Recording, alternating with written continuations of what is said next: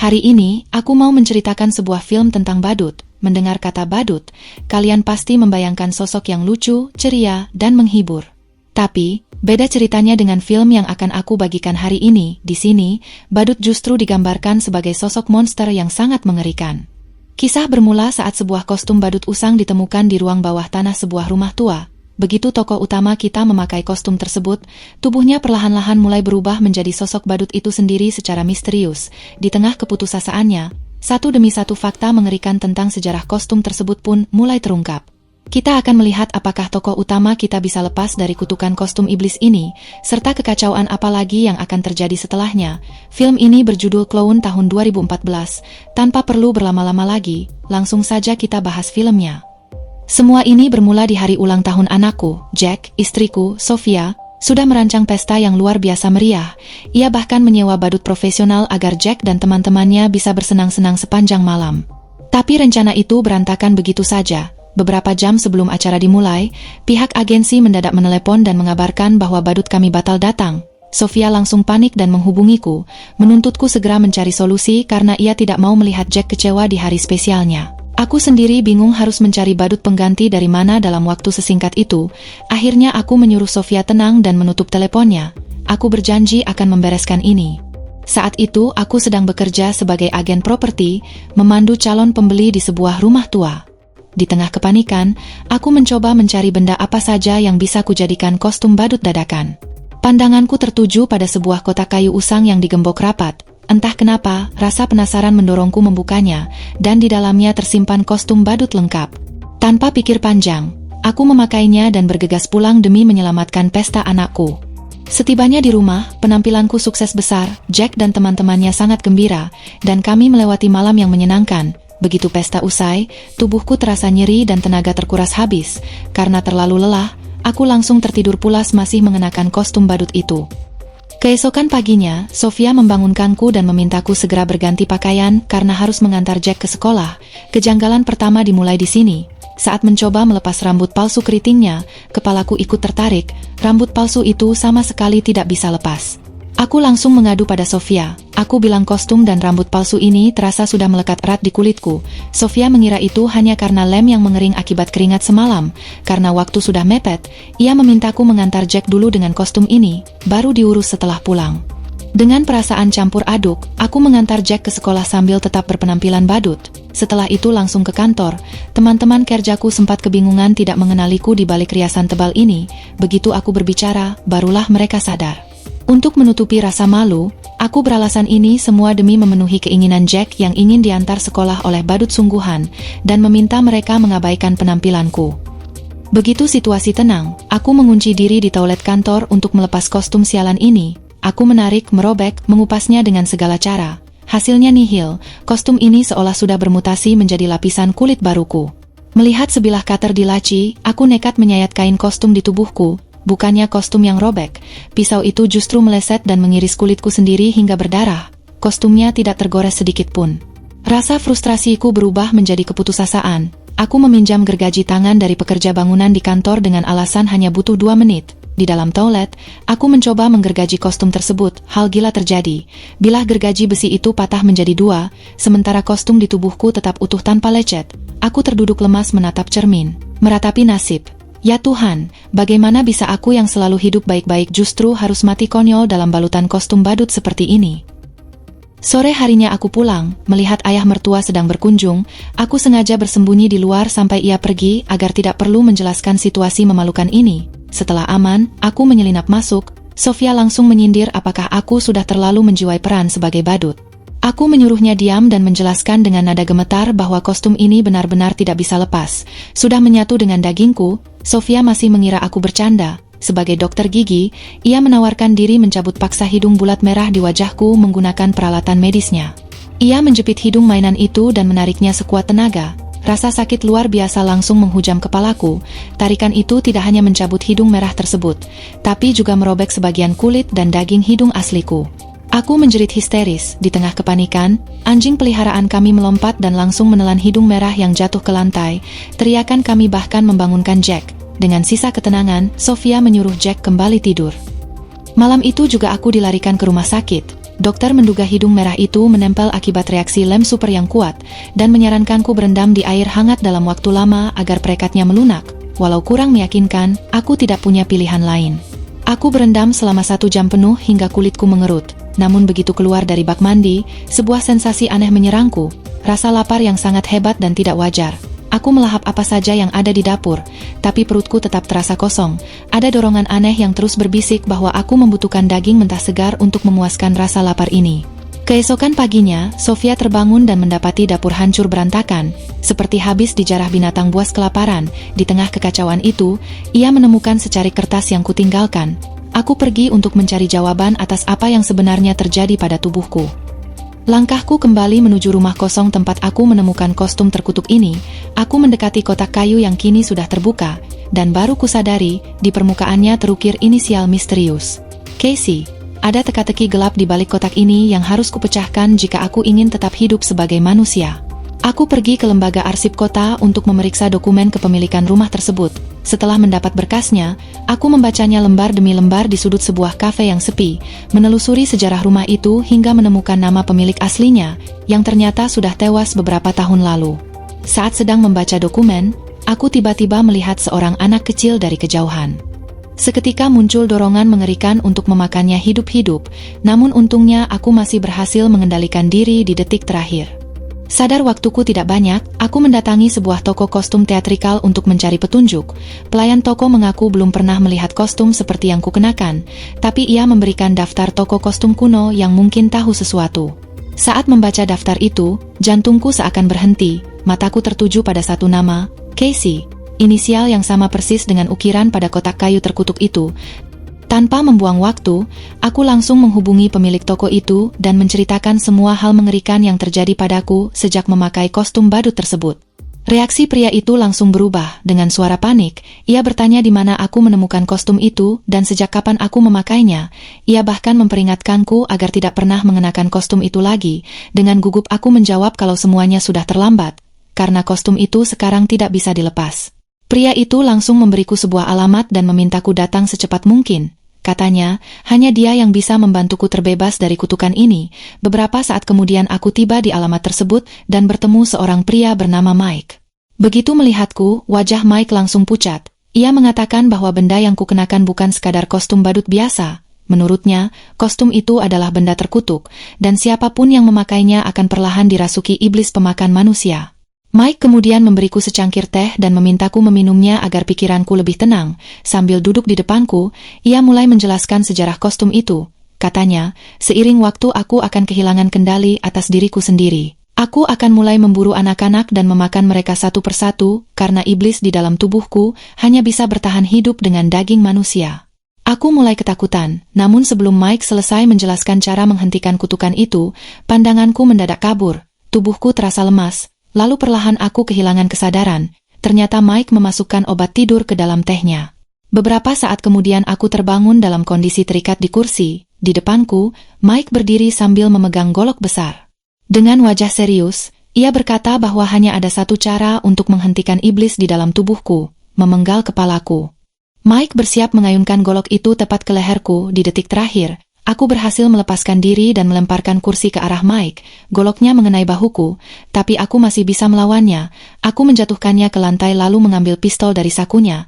Sempat terpikir untuk menembaknya mati, namun aku sadar, Mike adalah satu-satunya orang yang mengerti kutukan ini. Dengan napas terengah-engah, Mike akhirnya mengungkap kenyataan yang jauh lebih mengerikan. Katanya, benda yang kukenakan bukan kostum, itu adalah kulit iblis asli. Aku lalu mengikat Mike dan membawanya pergi menggunakan mobil. Saat tiba di rumah, aku menceritakan semuanya kepada Sofia. Namun situasi langsung kacau ketika keluarganya ternyata mendengar semua pembicaraan kami. Salah satu dari mereka menganggapku gila dan mencoba menarik wig di kepalaku. Refleks, aku langsung menepis tangannya. Namun aku terkejut saat melihat tulang lengannya langsung patah hanya karena satu gerakan dariku.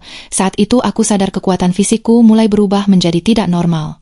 Karena takut melukai orang lain, aku memutuskan menyerahkan Mike ke polisi dan menyerahkan diriku sendiri setelahnya. Aku berharap mereka bisa menemukan cara mengeluarkan iblis dari tubuhku. Namun di tengah perjalanan, tubuhku mulai berubah semakin parah. Kulitku terasa panas, ujung jariku berubah bentuk, dan pikiranku mulai dipenuhi dorongan brutal yang sulit dikendalikan. Mike yang melihat kondisiku langsung panik. Ia segera mencekikku menggunakan borgol karena tahu kalau aku berubah sepenuhnya. Tidak akan ada yang mampu menghentikanku. Aku mulai kehilangan kendali atas tubuhku. Mobil kami akhirnya mengalami kecelakaan. Dalam keadaan marah dan setengah berubah menjadi monster, aku menarik Mike keluar dari mobil. Mike menatapku ketakutan lalu berkata, "Kalau kau masih punya sedikit kesadaran, bunuh dirimu sekarang. Itu satu-satunya cara menghentikan iblis ini." Saat itu sebuah mobil lain berhenti di dekat kami. Di dalamnya ada 2 anak kecil. Begitu melihat mereka, rasa lapar yang mengerikan langsung muncul dalam diriku. Suara di kepalaku terus menyuruhku menerkam dan memakan mereka. Aku hampir kehilangan kendali. Untungnya aku masih bisa menahan diri dan berlari masuk ke dalam hutan agar menjauh dari mereka. Di tengah hutan, aku menemukan area perkemahan sebuah keluarga. Di sana ada seorang anak kecil yang keluar dari tenda sambil membawa piring kotor. Saat berjalan sendirian, anak itu mendengar suara dari balik pepohonan. Ketika ia menyorotkan senter ke arah suara tersebut, ia melihatku berdiri di tengah gelap dengan tubuh berlumuran darah dan wajah yang sudah tidak normal lagi.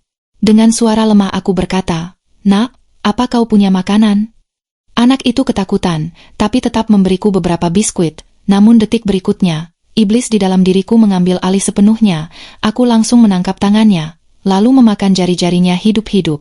Keesokan harinya, Sofia pergi menemui kepala sekolah Jack. Ia memperingatkan pihak sekolah agar tidak menyerahkan Jack kepadaku apapun yang terjadi.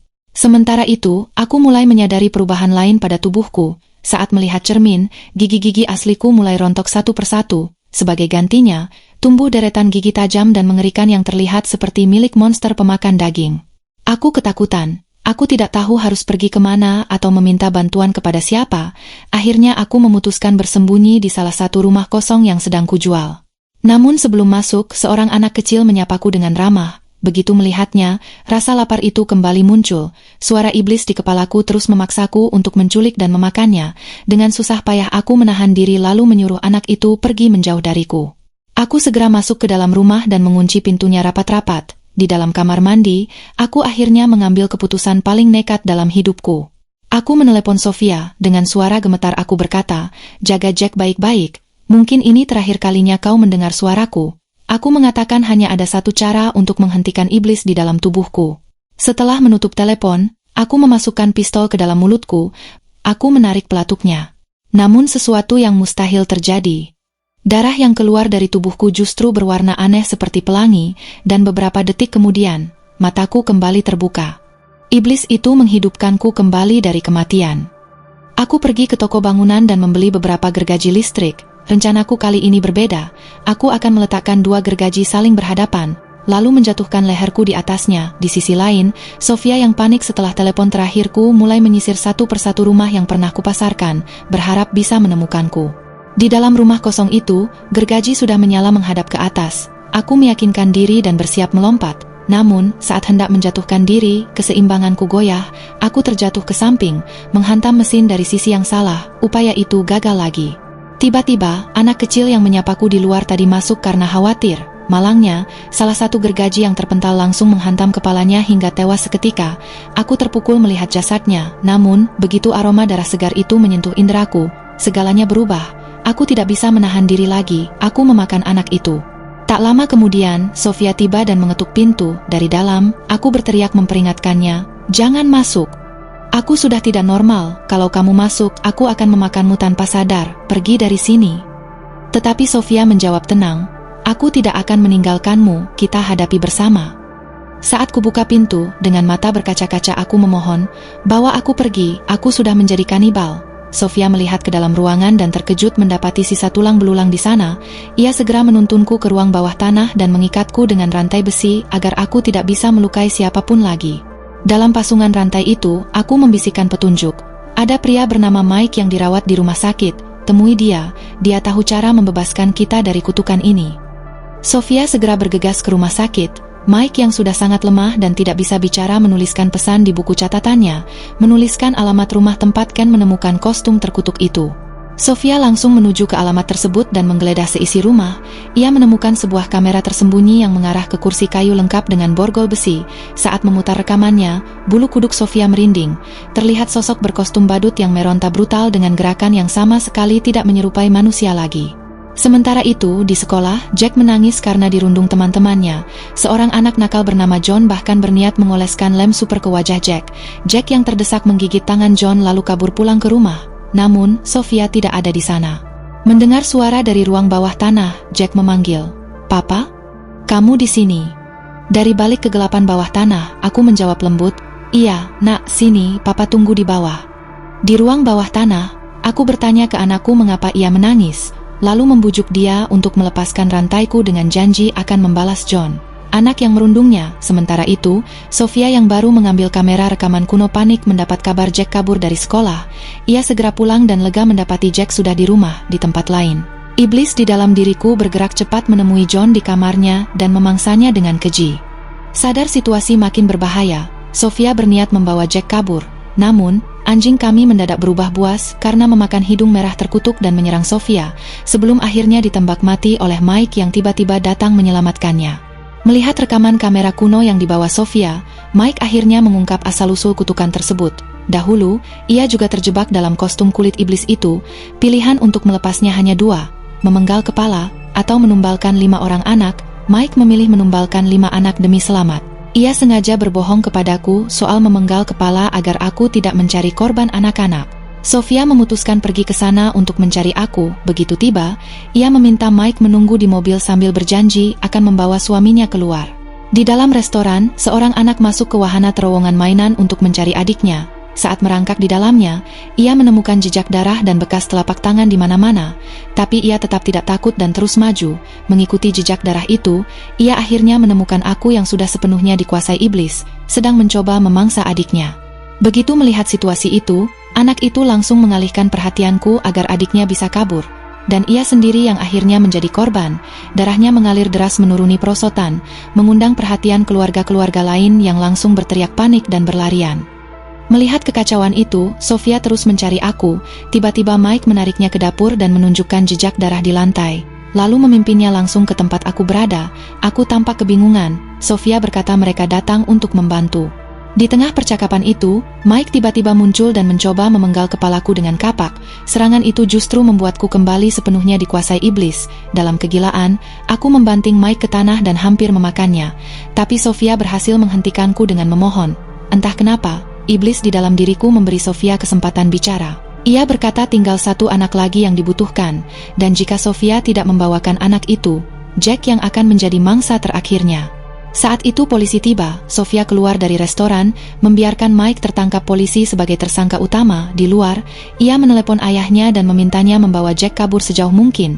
Di tengah telepon, Sofia melihat seorang anak kecil yang terpisah dari ibunya dan berniat mengambilnya. Tapi ibunya muncul dan memeluk anaknya tepat waktu. Tidak tahu harus berbuat apa, Sofia kembali ke mobilnya. Tiba-tiba seorang gadis mengetuk jendela meminta tumpangan. Sofia tidak ingin menyia-nyiakan kesempatan ini. Ia mengajak gadis itu dan mulai berkendara. Memanfaatkan saat gadis itu tertidur, Sofia membawanya ke lokasi yang sudah ditentukan. Sesampainya di sana, Sofia meminta gadis itu turun. Tapi gadis itu ketakutan dan mulai memukul-mukul kaca jendela minta masuk kembali. Di saat Sofia diliputi penyesalan, seorang polisi patroli muncul dan memintanya menunggu sambil berbicara dengan gadis tersebut. Sofia kebingungan, mengapa aku tidak muncul? Ia pun menyimpulkan bahwa aku pasti sudah pergi mengincar Jack. Ia segera memutar mobilnya dan berusaha menghubungi ayahnya, tapi tidak ada jawaban. Sofia langsung menyeberangi kota menuju rumah ayahnya. Sesampainya di sana, ia bertemu ayahnya dan mulai menjelaskan segalanya. Tapi di tengah percakapan, aku tiba-tiba muncul dan menghantam rahang ayahnya hingga terlepas dengan 1 pukulan. Sofia menyaksikan ayahnya tewas tepat di depan matanya. Dengan gemetar, Sofia berlari ke garasi dan mengambil palu besar untuk membela diri. Saat menunggu aku muncul, Jack mulai menuruni tangga. Sofia segera memberi isyarat agar ia kembali ke atas. Setelah Jack pergi, aku muncul. Sofia menghantam wajahku dengan palu, tapi tidak berpengaruh. Aku berhasil melucuti senjatanya dan menjepit kakinya ke mobil. Dalam posisi Sofia tidak bisa bergerak, aku mulai berusaha menarik bayi dari perutnya. Di tengah kepanikan itu, Sofia berteriak menyuruh Jack lari. Jack berlari menuju pintu keluar, tapi terkunci. Ia terpaksa bersembunyi di bawah tangga. Dengan haus darah, aku mulai mencari Jack. Sofia bangkit, mengambil pisau, dan menikamku berkali-kali untuk menghentikanku. Ia berhasil menyayat leherku, tapi tidak cukup untuk mengakhiri segalanya. Aku balik mencabik bahu Sofia dan membantingnya ke lemari hingga pingsan. Setelah Sofia tidak sadarkan diri, aku mencari Jack dan menemukan tempat persembunyiannya, tapi ruangnya terlalu sempit. Aku tidak bisa masuk, aku berpura-pura menyerah dan pergi. Jack mencoba keluar, tapi aku muncul kembali dan menutup pintu keluar dengan batu bata. Jalan satu-satunya telah tertutup. Aku menghancurkan tangga dari atas untuk menjangkau Jack. Tepat saat itu, Sofia siuman, ia melilitkan rantai ke leherku. Saat aku terus berjuang menjangkau Jack, rantai itu semakin mencekik hingga kepalaku hampir terlepas sendiri. Tubuhku melemah drastis. Sofia mengambil palu besar dan bersiap memberikan pukulan terakhir, tapi tiba-tiba suara asliku muncul dari dalam, memohon Sofia untuk menyelamatkanku. Sofia ragu, ia meminta Jack mengambil buku mantra dan lebih banyak rantai, tapi Jack menggeleng dan berkata dengan tegas, "Itu bukan ayah." Menyadari tidak ada pilihan lain, Sofia mengayunkan palu sekuat tenaga, kepalaku terlepas dari tubuh, darah berwarna pelangi menyembur deras.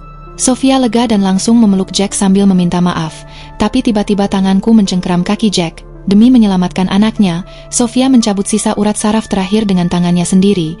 Tubuh badut itu perlahan hancur dan larut, menyisakan hanya kepalaku dan kostum terkutuk itu. Setelah semua kejadian ini, polisi datang dan mulai menyelidiki. Seluruh barang milikku disita sebagai barang bukti, termasuk kostum badut itu, dan disimpan di gudang penyimpanan. Begitulah akhir dari kisahku. Bagaimana menurutmu? Tulis di kolom komentar. Jangan lupa like dan subscribe untuk kisahku berikutnya. Sampai jumpa.